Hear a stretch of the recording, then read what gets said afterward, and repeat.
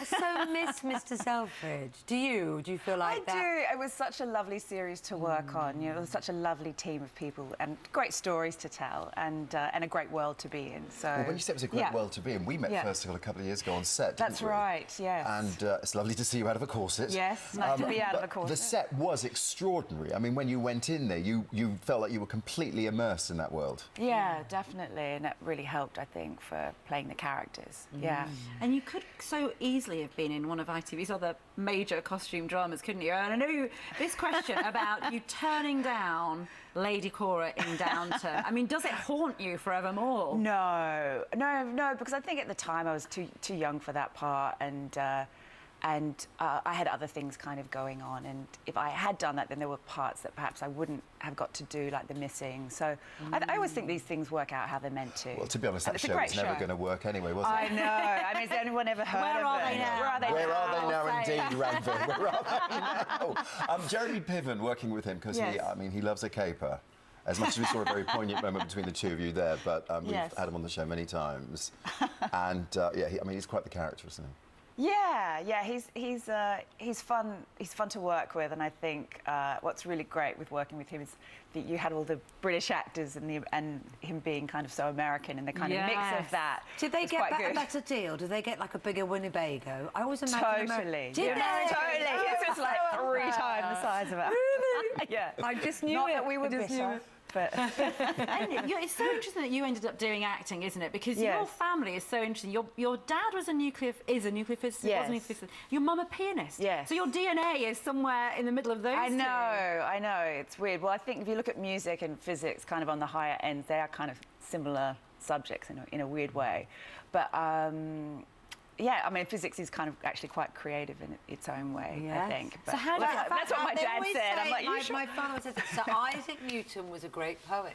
There's a lot of similarities, isn't there, between writing and artists and physicists. But you're in a play now, and you're kind of, if you can put it, on the right end of philandering, aren't you? You're not the hurt, broken one. No, I'm having a lot more fun. You're the vixen. Yeah.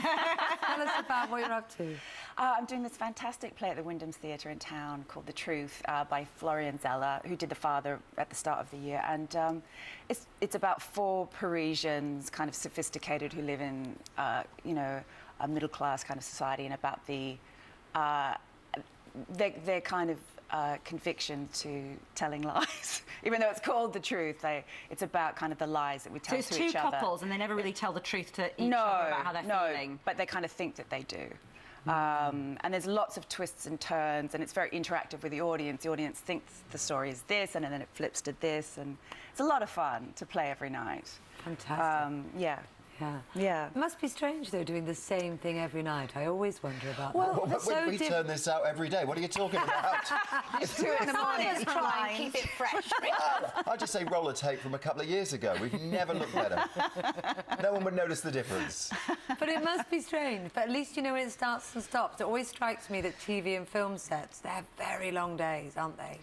Yeah, it's just great to tell one story, and that I mean, it is different every night, I think, because it depends who the audience is, and I think how we play it every night and how the energies of all the performances are every night, and it's a lot of fun. And can we expect to see you in any more costume dramas?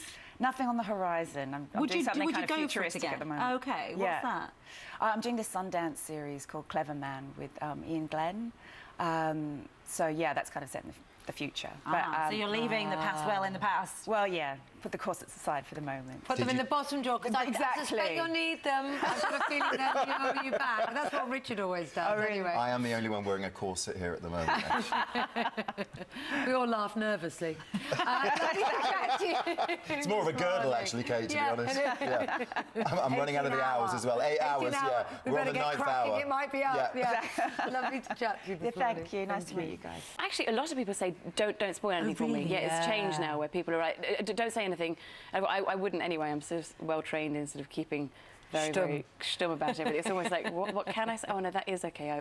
That bit's aired. Now it's a rather different character you play in Upstart Crow, where you're much cleaner.